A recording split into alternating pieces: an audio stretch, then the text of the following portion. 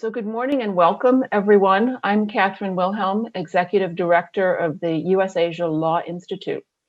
Our speaker today is a leading Chinese public interest lawyer with a remarkable story. Zhang Jingjing began practicing environmental law in China more than 20 years ago, representing pollution victims in rural areas mainly of China.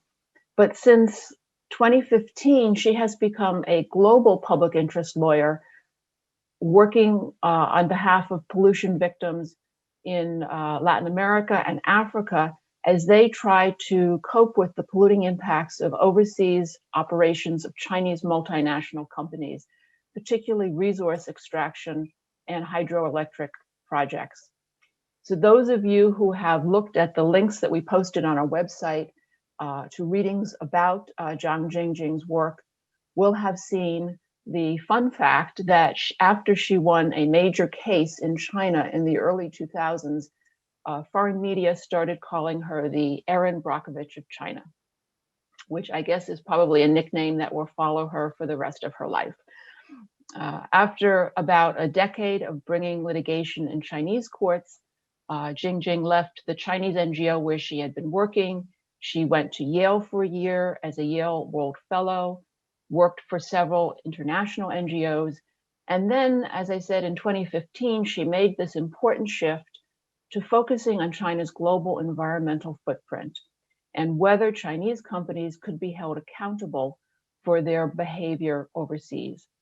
She's established her own NGO, the China Accountability Project. She raises funds to support her work with NGOs and lawyers in host countries, the countries that host Chinese investment, which have included Ecuador, Guinea, Ghana. That is, these are some of the countries where she's been working recently. Now, a big part of what we will focus on today is what are the different possible responses that law offers transnational pollution victims? What are the legal tools in the toolkit? And it's a challenge, as anybody who follows environment pollution and transnational pollution knows. None of the tools are easy to use or assured of success. I just want to briefly put it into context by saying that Chinese companies are far from the only ones causing pollution with their offshore operations. If I don't point that out, I'm sure some in the audience will quickly do so, and rightly. The gaps in the international human rights regime that make it difficult to hold Chinese companies to account also make it difficult to hold European, American, and other companies to account. Just in the last few weeks, we've seen headlines about Dutch and British courts responding to the efforts of decades by Nigerian communities to hold to account Royal Dutch Shell for oil pollution in Nigeria, in the Niger River Delta. So I'm sure we'll talk about that case today. So with that, Jingjing, I want to give you the mic for your presentation, and then after your presentation, we'll have a discussion and we'll take Q&A from the audience as usual. So welcome. Thank you, Catherine. Thank you, the other colleagues and the U.S. Asian Law Institute for hosting and inviting me to participate in this event. Dear friends and colleagues, even though I couldn't see your faces, I hope I could. And a happy Lunar New Year to those who are celebrating. And thanks for being here and listen to my talk on the Chinese overseas investment and accountability challenges. I sense the reason you are here is because you are interested in China's Belt and Road Initiative, the rule of law, corporate accountability, the environment and climate change. All of them are my organization and I have been working on in my journey to explore and test legal avenues to hold Chinese companies accountable and help to bring justice to affected communities in Africa and Latin America.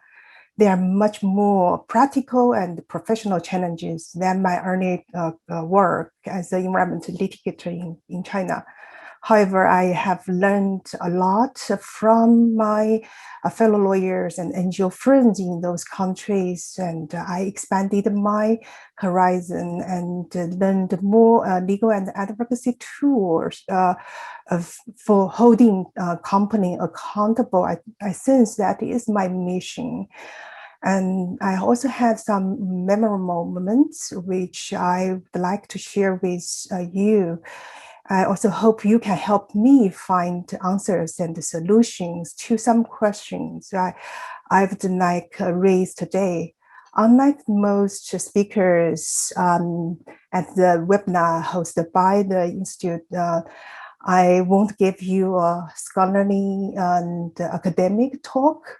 I would rather talk from a practitioner, practical lawyer's perspective. All the stories, all the cases I've been participating in those continents where China has been investing and have been brought in natural resource back to China.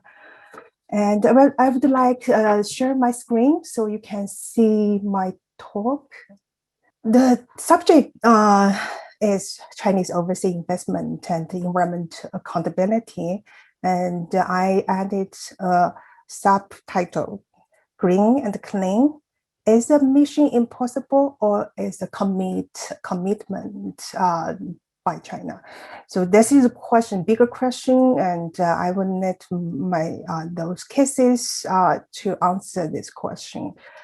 I have to say it is very difficult to achieve the green and clean investment everywhere, not only Chinese overseas investment, other Western-based company cannot guarantee green and clean investment, but that is the goal we have to achieve. So let me start from the outline of my talk. And first, I will give a very brief self-introduction of my work. Even though Catherine has already made the introduction, but I see a couple more words on my work from Beijing, from China to the bigger city in the global platform. And then I'm going to talk briefly talk about this latest lawsuit, which attract a lot of attention in the angel community who are working on the multinational corporate accountability. And then I will give you more detail to my work, and I will give you 3 case studies on the case studies. The cases I personally participated in, either investigating the Chinese companies' wrongdoing or participating in the lawsuits. And then we are going back to China. There is the capital and investment exporting country, and we will look at how China can ensure its outbound investment is clean and green and clean. And I will talk just a little bit about regional and international human rights and environmental mechanism, which can provide alternative resolution for the conflict and dispute caused by the Chinese invested project. And last is questions, how we can solve all the obstacles, how we can work through the current difficult condition and ensure the development, international development is towards the green and clean direction.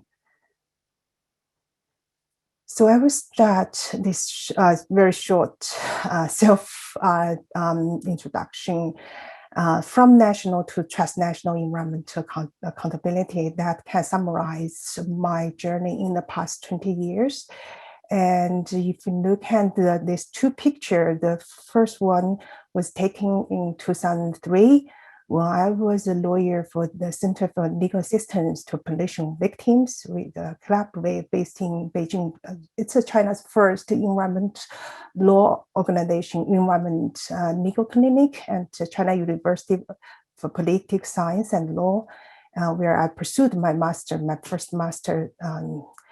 And the second one was taken in 2018 when I took my first trip to Bokeh, Republic of Guinea, and this the Western African, one of the Western African country, and one of the most underdeveloped country in the world. And these two pictures are 15 years apart. During these 15 years, China has been the world has changed a lot. China has also changed a lot. China surpassed many developed countries, became one of the biggest international investor. And but 15 years later, I'm still doing the same job, and I'm still the environment lawyer and working for the community who are suffering from the pollution and other environment issues. And I start my own organization on the Center for Transnational Environmental Accountability. And it evolved from my early project called the China Accountability Project. And so the setting for my work is much larger. So I start working on in this one jurisdiction, one issue, pollution issue in one jurisdiction, China, now expand to many countries and to Africa, to Latin America, the rest of Asia, and some countries in Europe, like Bosnia. So now I'm facing much more challenge, include language barrier and the different legal requirement laws, and the issue caused by Chinese investment, the environmental issue, not only the environment law, the knowledge on the host country's environment law, also need to understand international investment treaties and international law, international human rights law. And it requires a lot more knowledge, the information to deal with cases in this multi-jurisdiction issue. Then I'm talking about this lawsuits, and the reason I list this lawsuits in here is looks like irrelevant to Chinese investment. Our major subject today is the Chinese overseas investment and environmental accountability. These two latest lawsuits, one in on the Dutch court, another and on the UK court, and both around one company, the Share Petroleum Development Company of the Nigeria Limited, SPDC. It is a subsidiary of the Royal Dutch Shell. The reason is, if we look at the Chinese overseas investment and accountability, we can look at from two major perspectives. One is China. One issues around China's Belt Road Initiative. Another is multinational, the corporate accountability. And the two cases give us this hint of corporate accountability. What is the trend of the multinationals' liabilities, especially on the parent companies' liability?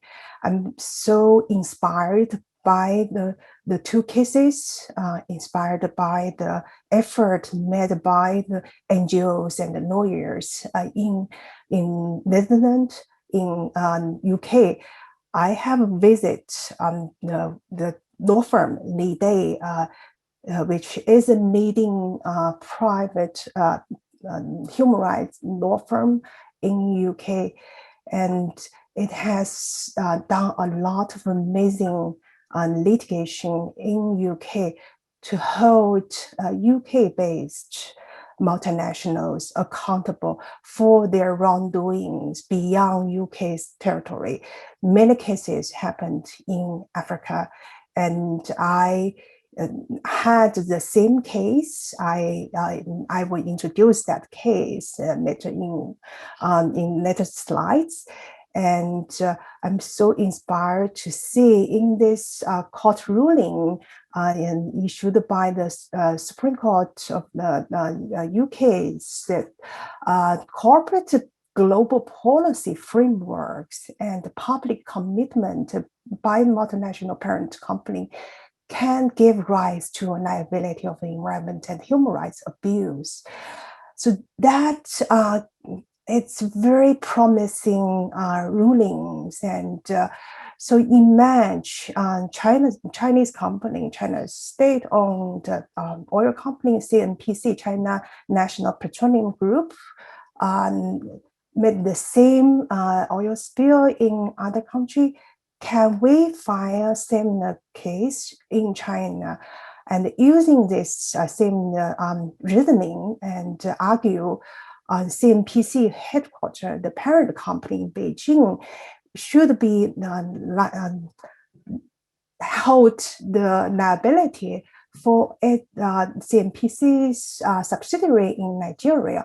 That is a big question, and that is the case I have pursuing. I have trying to test that legal avenue. I will talk about almost the end of my talk. But talking about these two lawsuits is because Chinese companies, no matter state-owned companies or private companies, they are running globally. They have a subsidiary all over the world, and they are acting in the same way like the Shell, like the Royal Dutch Shell. And if Shell can be held accountable for its subsidiary in other jurisdiction, I hope we can do the same in China. That is ideal scenario if we can hold the parent company accountable for the subsidiaries violation in other jurisdiction, other countries. And I will start look at how Chinese company complying with laws and take legal responsibility in those countries who receive Chinese investment. And people here, I'm sure you have already know a lot of the China's Belt Road Initiative. Anyone care about China, interested in China, will already know the BRI.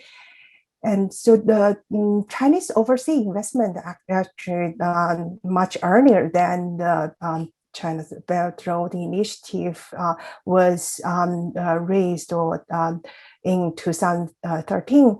Chinese company went out to other regions to pursue natural resource, pursue the profit, driven by the early policy, go global policy.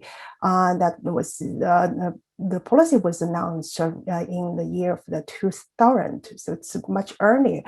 First time I know the Chinese of overseas investment and got to know that the impact was from the Chinese investment on the hydropower project in Southeast Asia in the Mekong River, on the Mekong River. So that was much earlier than the BRI was announced. In Ecuador, you can find Chinese investment much earlier than 2013. But this case of the night talk, it's after the BRI was announced, and it is about a Chinese private company, mining company, and bought the mine from the Canadian company, and its mining license was suspended by a court ruling.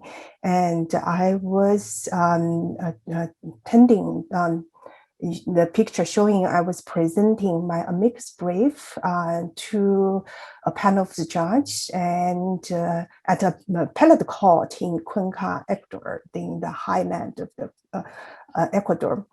And the major legal issue in this case is the victims and the plaintiffs, the 35 group and individual indigenous community claim Chinese company didn't consult them during the process to purchase the mine from the previous owner, the Canadian company. And the mine is located in the buffer zone of the national park. That the two major legal arguments were discussed in the trial and at the this panel that day. I presented my amicus brief as a Chinese lawyer and the Chinese citizen. I present Chinese government always urge Chinese company to comply with local laws and to respect culture, local community, and local culture. And Chinese government always support indigenous people's pursuit for their rights, even though China always said there's no indigenous people within China. But in general, China support indigenous communities' pursuit for their own rights. So I present my amicus brief to support the indigenous community and the plaintiffs on the legal claim. And the case was a very good, it's a victory.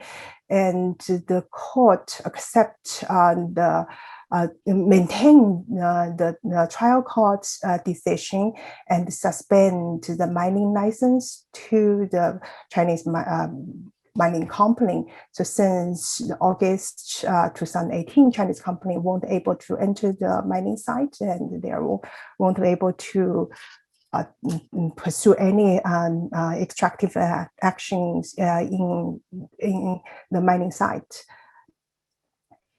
And I'm showing these pictures. I was with the lawyer Yaku and the plaintiffs and the woman on my far left is the first plaintiff.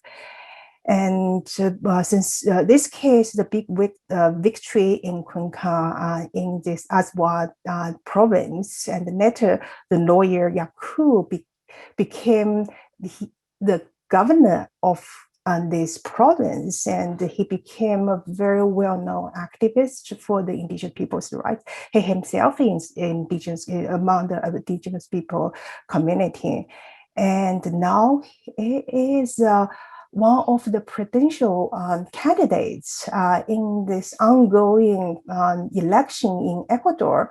And surprisingly, he is in at the second or third position.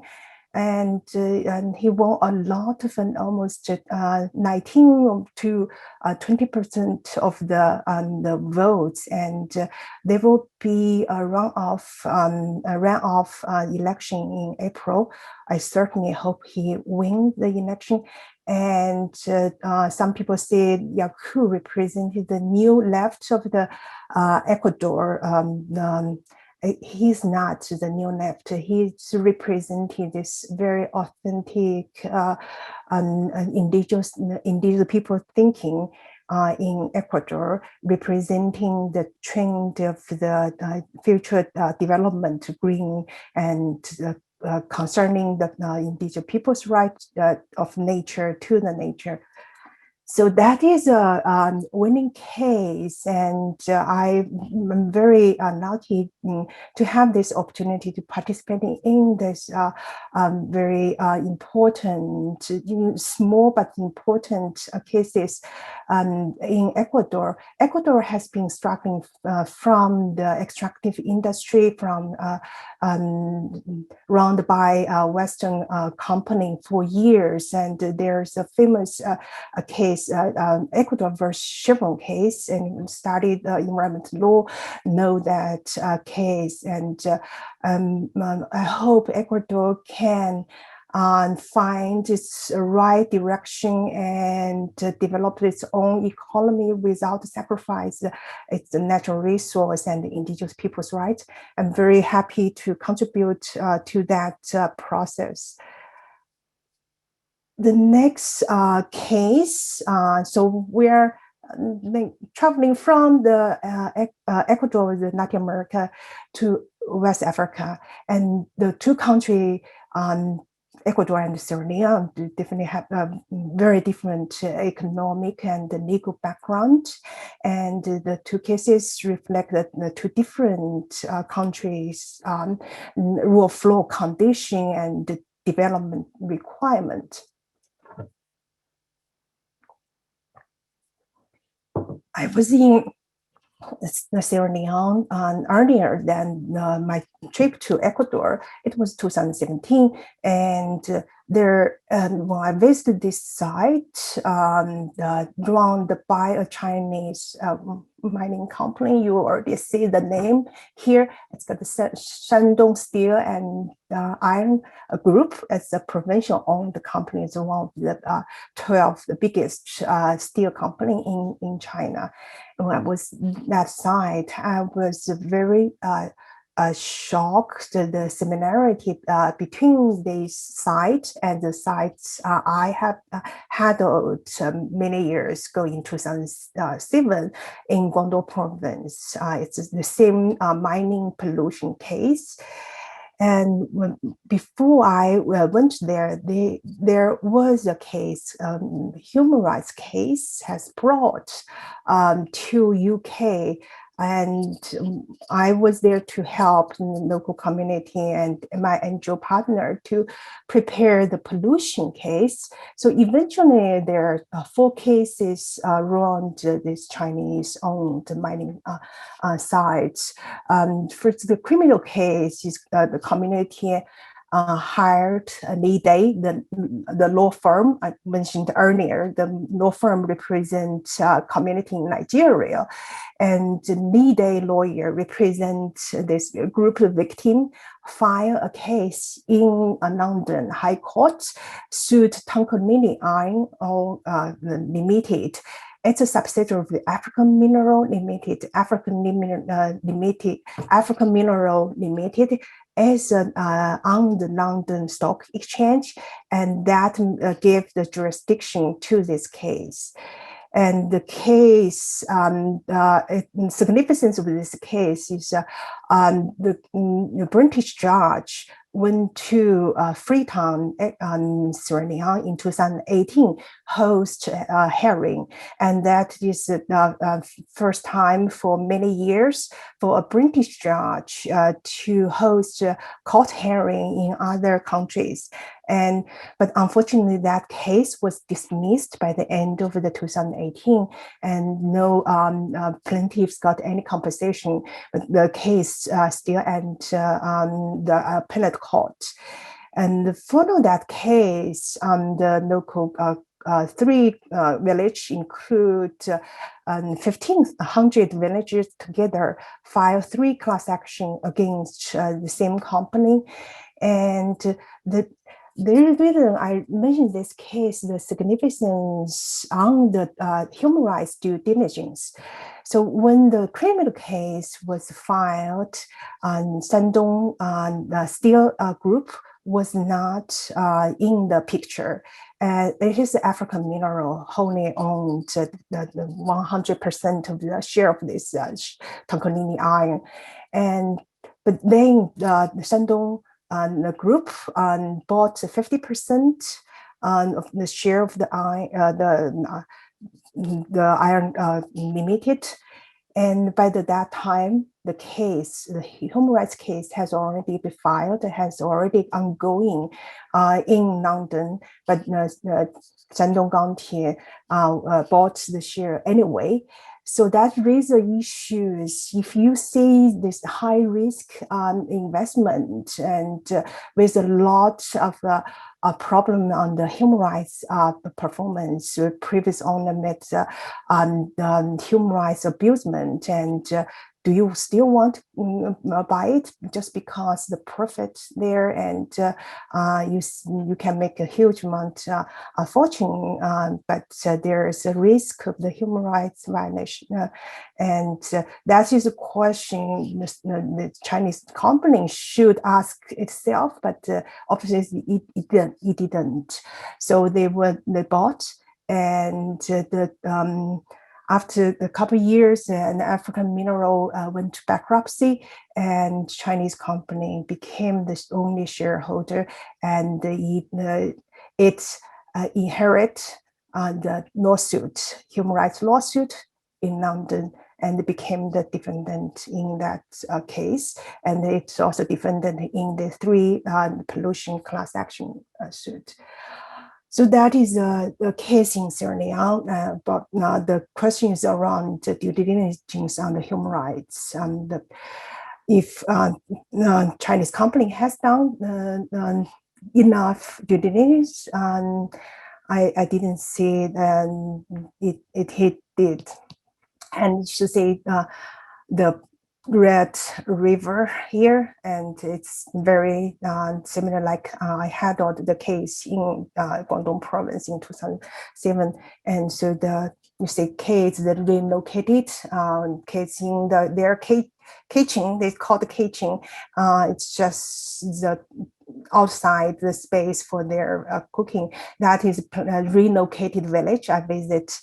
And so the whole community around the mining are very, very poor, and their land, they lost their land, and their drinking water and irrigation water and heavily polluted. So that is an issue. We saw the problem, same problem in China, and I saw it in Africa. And the pollution case, they reached settlement, even though the defendant, the company didn't pay the settlement. And so there's no any because it's a settlement, there is no clear information on how they enforce the settlement. So now we are going to a neighboring country, in Ghana. The same issues around Chinese investment, and in a different way. Here is not on the communities, no, it's more on the government decision, which have a huge impact on the one sector, and one on the biodiversity for the whole country. So China, Sinohydro signed agreement with national government of Republic of Ghana, and it called the Master Project Support Agreement, and valued 2 billion. And under that agreement, Sinohydro will build and borrow loans from Chinese banks, and build a lot of infrastructure projects, include freeway, bridge, and hospitals, and for Ghana, which is Ghana desperately need. And in return, and Ghana will provide bauxite, or bauxite, the aluminum and the aluminum to China to Sinohydro in return. That is an agreement between a Chinese state-owned company and a government. It's a very typical infrastructure for natural resource deal. You can find many similar deals signed between China and African country, either between state-owned Chinese company with African states, or between Chinese government and African states. And on this agreement, if Ghana make its own promise to provide huge amount of the bauxite alumina to China, it inevitably will destroy the ecosystem in Ghana, because all those bauxite reserve is in the mountain, in the biodiversity hotspots. And so the local NGO filed litigation in 2020, and based on the right to clean environment under Ghanaian constitutional law. So it is a constitutional case. It's not directly targeting Chinese company, and the local NGO are suing its own government for signing this agreement, natural resource for infrastructure agreement with Chinese company. And the case is an ongoing case, and the lawsuit has been accepted by the High Court of Accra. And I'm a legal advisor among the group of lawyers to help local NGO to organize a legal strategy and legal action around this case. And that this case is show when Chinese company or Chinese government signs this type of agreement, it didn't foresee or ignore that it will cause the huge environment and the climate impact, as well as biodiversity impact.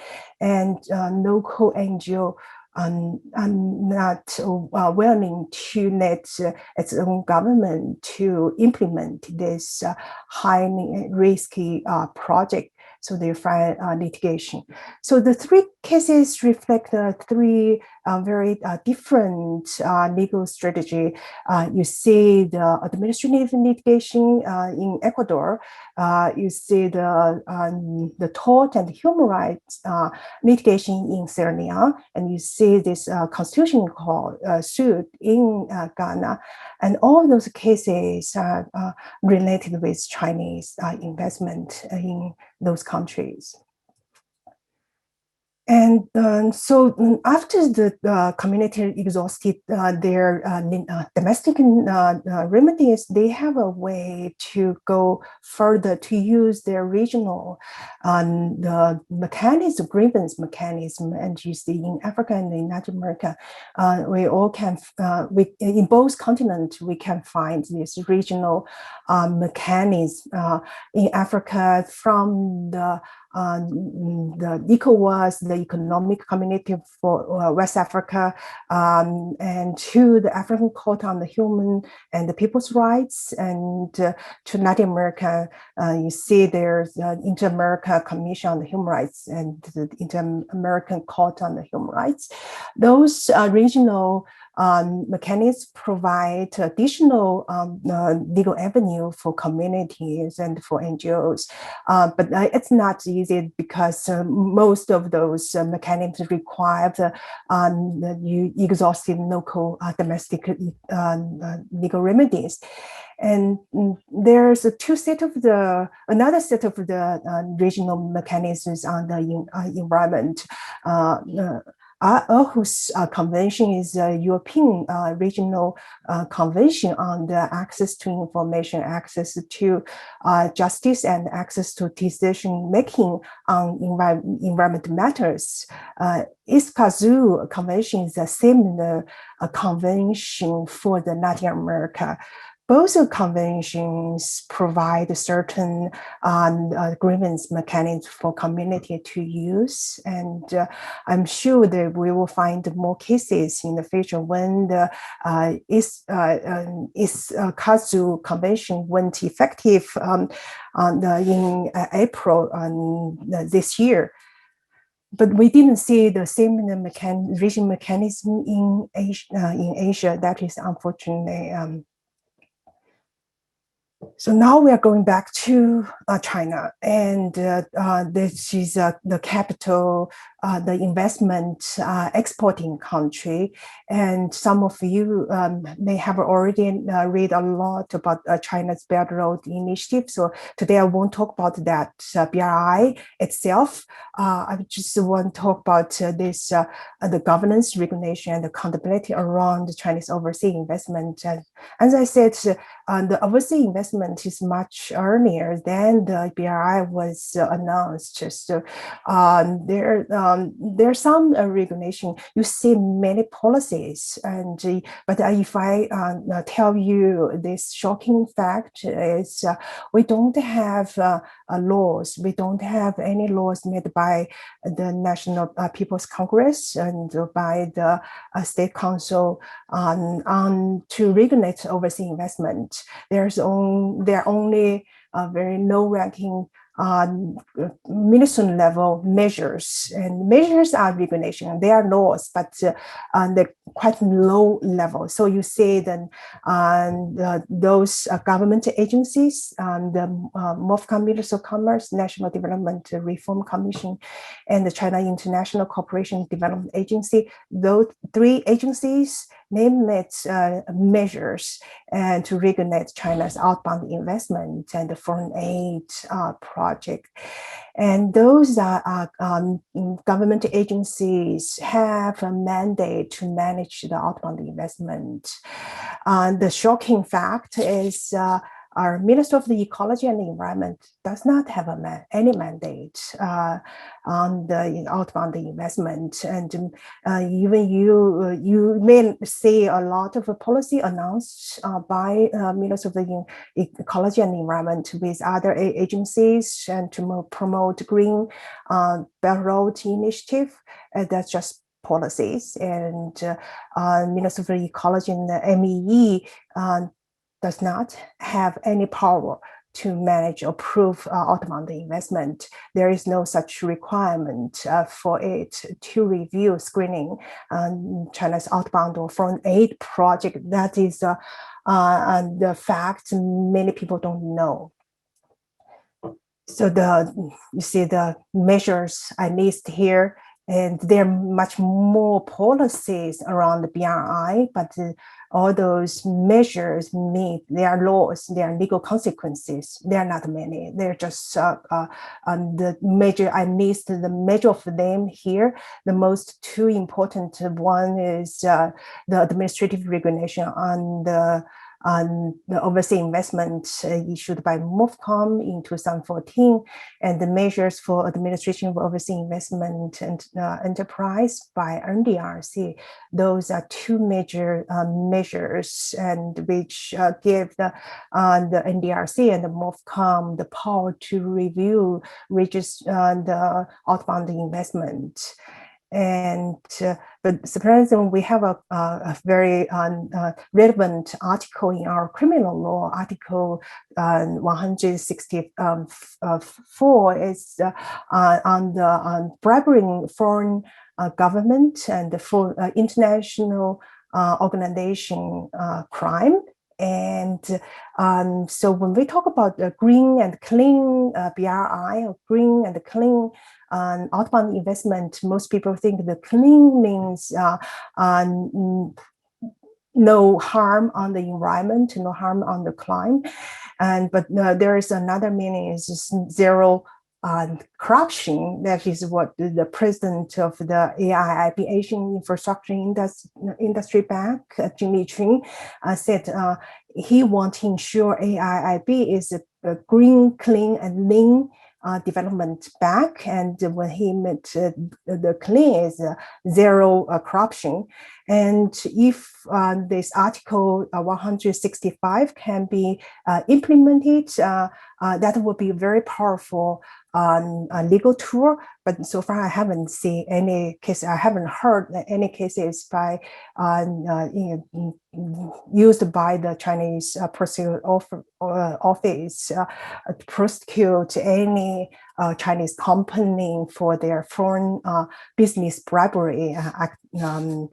And that is one article quite powerful, but hasn't been used. So I talk about the regulation and regulatory regime and governance, and here's the state non-judiciary accountability. For the issue happened within China, we may use like a consumers association, neighbor inspections, and like a 巡访, visiting and letter system. Those non-judicial state-based accountability project mechanisms can be used for the matters within China. It's unlikely to be used for the community affected by Chinese overseas investment, except one, I think, the Chinese banks. The bank's grievance mechanism deserve one talk, not one line. But now I won't have time to touch the detail.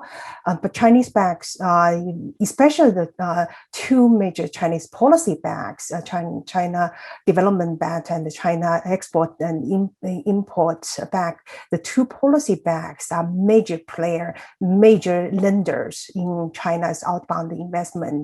And other Chinese commercial banks all play a very important role in China's Belt Road Initiative, but none of them have their grievance mechanisms, and except AIIB, even though AIIB is not Chinese bank, it's an international multilateral development bank.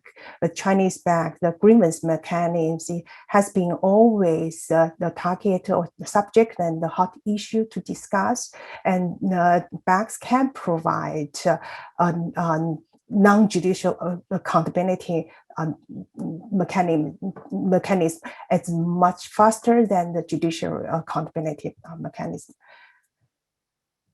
And so the last piece is, can we file an alien tort-like case or the shield-like case in China?